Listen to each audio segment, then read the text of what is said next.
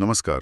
कल्पना कीजिए कि दुनिया के सबसे शक्तिशाली क्लब में शामिल होने के लिए आपको एक एंट्री फीस देनी पड़े। और वो भी कोई छोटी मोटी रकम नहीं। हाँ, बिल्कुल। और ये फीस है $1 अरब।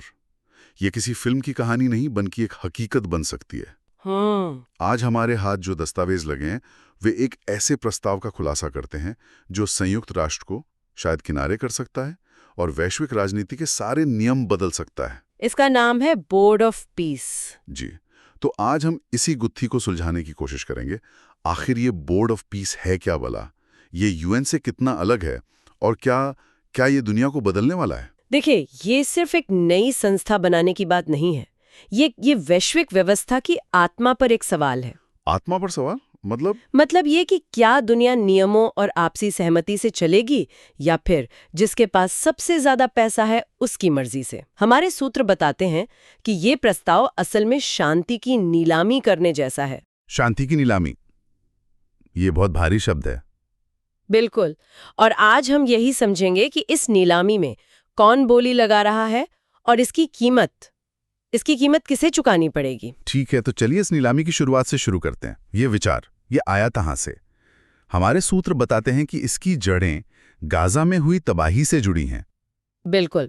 प्रस्ताव ये था कि गाजा के पुनर्निर्माण के लिए एक संस्था बनाई जाए और इसके लिए डोनाल्ड ट्रंप ने कुछ बहुत बड़े नामों को शामिल करने का सुझाव दिया था। हाँ, मैंने भी पढ़ा। वर्ल्ड बैंक के अध्यक्ष अजय बंगा का नाम सामने आया। जी, और यहाँ तक कि भारत के प्रधानमंत्री नरेंद्र मोदी को भी आमंत्रित किए जाने की खबरें हैं। पहली नजर में तो ये एक नेक काम लगता है ना, युद्ध के बाद पुनर्निर्माण का प्रयास। हाँ, सतह पर तो यही लगता है, लेकिन ये सिर्फ गाजा के पुनर्निर्माण के लिए एक कमेटी जैसा तो नहीं लगता।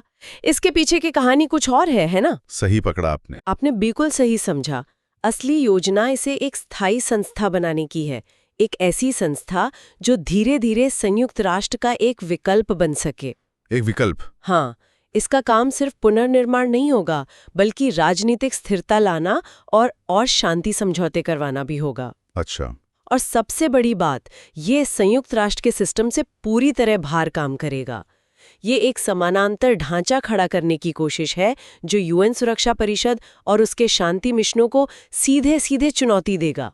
एक मिनट, क्या आप कह रही हैं कि वैश्विक शांति की मेज पर एक कुर्सी पाने के लिए $1 अरब का एंट्री टिकट लगेगा? जी हाँ, यही प्रस्ताव है। ये तो अविश्वसनीय है।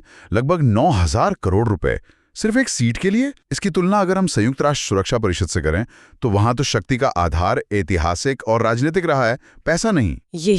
यही इस प्रस्ताव को सबसे अलग और विवादास्पद बनाता है।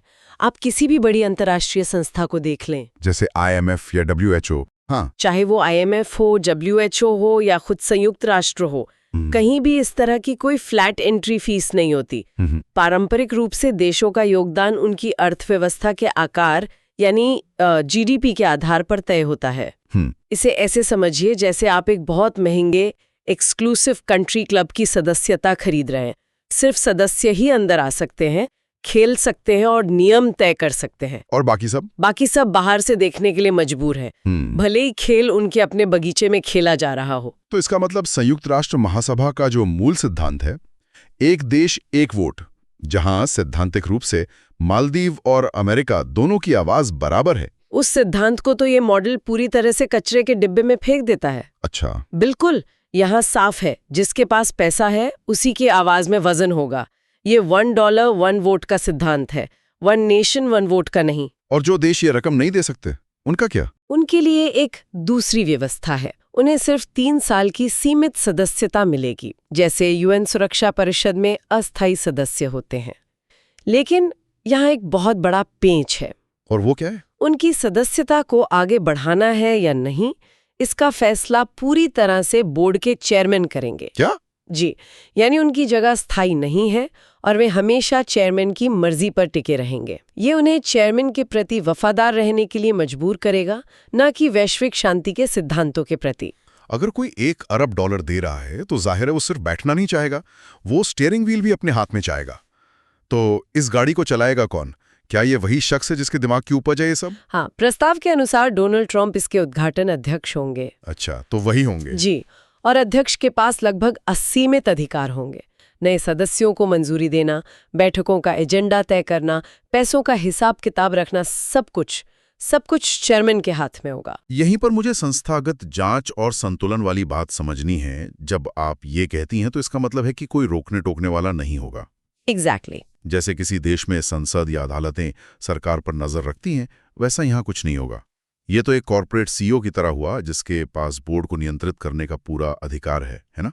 आपने एकदम सही समझा। ये लोकतंत्र के बिल्कुल विपरीत है। अंतर्राष्ट्रीय संगठन आमतौर पर सामूहिक नेतृत्व पर काम करते हैं। वहाँ बोर्ड होते हैं, समितियां होती हैं, फैसले लेने की एक लंबी प्रक्रिया होती है ताकि कोई एक व्यक्ति या देश अपनी मनमानी ना कर सके। लेकिन इस मॉडल में सारी शक्ति एक व्यक्ति के हाथ में केंद्रित कर दी गई है। और यही बात चिंताजनक है।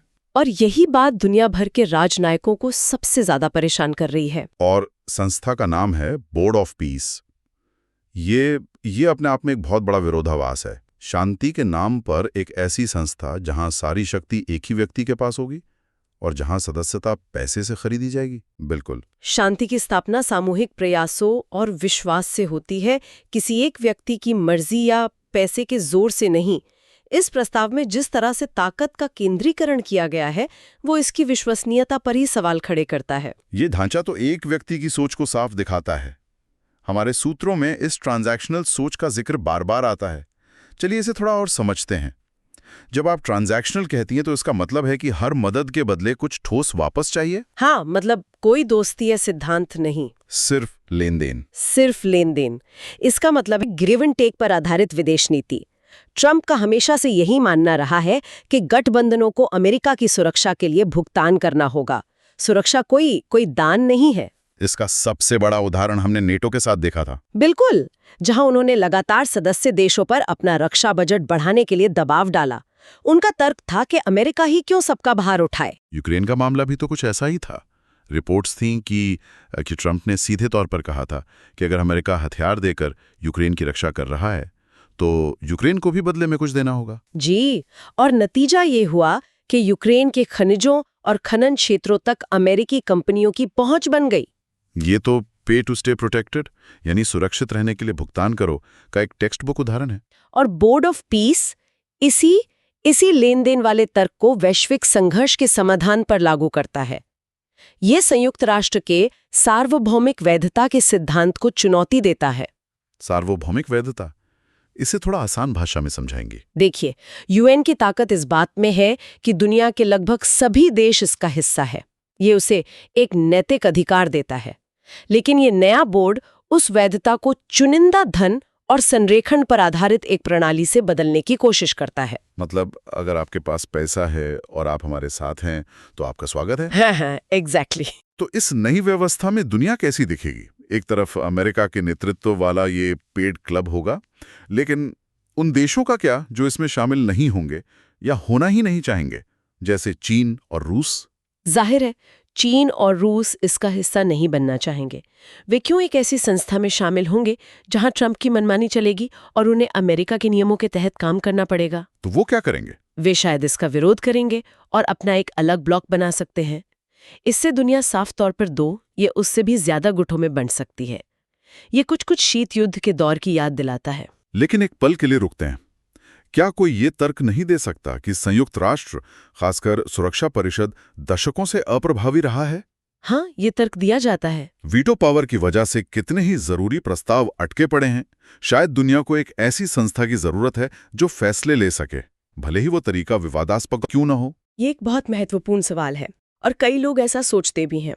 ये सच है कि यूएन में सुधार की सख्त जरूरत है, लेकिन इसका इलाज बीमारी से ज्यादा खतरनाक नहीं होना चाहिए। यूएन की सबसे बड़ी कमी यानी वीटो पावर कुछ शक्तिशाली देशों को असीमित अधिकार देती है। ये नया मॉडल उस कमी को दूर नहीं कर रहा, बल्कि उसे और भी बदतर बना रहा है। कैसे? ये कह रहा है कि अब शक्ति कुछ ऐतिहासिक विजेताओं के पास नहीं, बल्कि सबसे अमीर बोली लगाने वालों के पास होगी।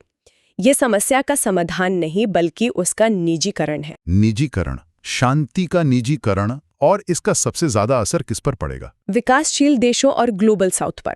संयुक्त राष्ट्र में कम से कम उनकी एक आवाज तो है, भले ही वो कितनी भी कमजोर क्यों ना हो। महासभा में वे अपनी बात रख सकते हैं, एकजुट हो सकते हैं। और इस नई व्यवस्था में इस नई व्यवस्था में तो उनकी आवाज पूरी तरह से दब जाएगी, क्योंकि उनके पास इस क्लब में शामिल होने के लिए पैसा ही नहीं होगा। अफ्रीका के देश, लैटिन अमेरिका के देश, छोटे द्वीपीय राष्ट्र, ये सब कहाँ जाएंगे? और भारत इस सब में कहाँ खड़ा है? उसे तो निमंत्रण भी मिला है। एक तरफ सुरक्षा परिषद की स्थायी सीट का दशकों पुराना सपना है जो पूरा नहीं हो रहा, और दूसरी तरफ ये पे टू प्ले क्लब का दरवाजा खटखटा रहा है। हाँ। ये भारत के लिए एक बहुत बड़ी दुविधा का क्षण है। इसे ऐसे देखिए, एक तरफ ये भारत को चीन के बराबर वैश्विक मंच पर तुरंत जगह दे सकता है, जिसे वो यूएन में हासिल नहीं कर पाया है। बस $1 अरब देकर। हाँ, $1 अरब देकर वो दुनिया के सबसे शक्तिशाली बोर्ड का स्थायी सदस्य बन सकता है। ये एक आकर्षक शॉर्टकट है। लेकिन इसकी कीमत क्या होगी? क्या भारत अपनी गुटनिरपेक्ष और ग्लोबल साउथ के नेता वाली पहचान खो देगा? क्या वो अमेरिका के नेतृत्व वाले एक ऐसे गुट का हिस्सा बन जाएगा जो बाकी दुनिया से अलग थलग हो? बिल्कुल, और ये भारत की विदेश नीति के मूल सिद्धांतों के खिलाफ जाएगा। भारत हमेशा एक नियम आधारित बहुध्रुवीय दुनिया का समर्थक रहा है, जहां कई शक्ति केंद्र हों। और ये मॉडल तो एक ध्रुवीय और लेन देन पर आधारित है। भारत को ये चुनना होगा, क्या वो एक शॉर्टकट अपनाकर एक ताकतवर क्लब का सदस्य बनना चाहता है, या फिर लंबी लड़ाई लड़कर मौजूदा व्यवस्था में सुधार के लिए ग्लोबल साउथ का नेतृत्व करना चाहता है। ये एक ऐतिहासिक फैसला होगा। तो आज की चर्चा का सार ये है कि बोर्ड ऑफ पीस का प्रस्ताव वैश्विक शासन के लिए एक, कह सकते हैं कि क्रांतिकारी पे टू प्ले मॉडल पेश करता है। ये एक अत्यधिक केंद्रीकृत प्रणाली है जो दूसरे विश्व युद्ध के बाद बनी अंतर्राष्ट्रीय व्यवस्था के लिए एक सीधी चुनौती है। ये एक ऐसी दुनिया की नींव रख सकता है जहां शांति और युद्ध का फैसला कुछ अमीर देश करेंगे और बाकी दुनिया बस देखती रह जाएगी। और यहाँ एक विचार छोड़ जाते हैं जिस पर गौर किया जा सकता है। हमने शुरू में कहा था कि ये प्रस्ताव शांति की नीलामी करने जैसा है। जी। शांति जैसे मामलों पर निर्णय लेने की शक्ति खरीदी जा सकती है, तो उन राष्ट्रों के लिए न्याय और संप्रभुता जैसे विचारों का क्या मतलब रह जाएगा जो अमीर नहीं है? ऐसी दुनिया में शांति की असली कीमत क्या होगी?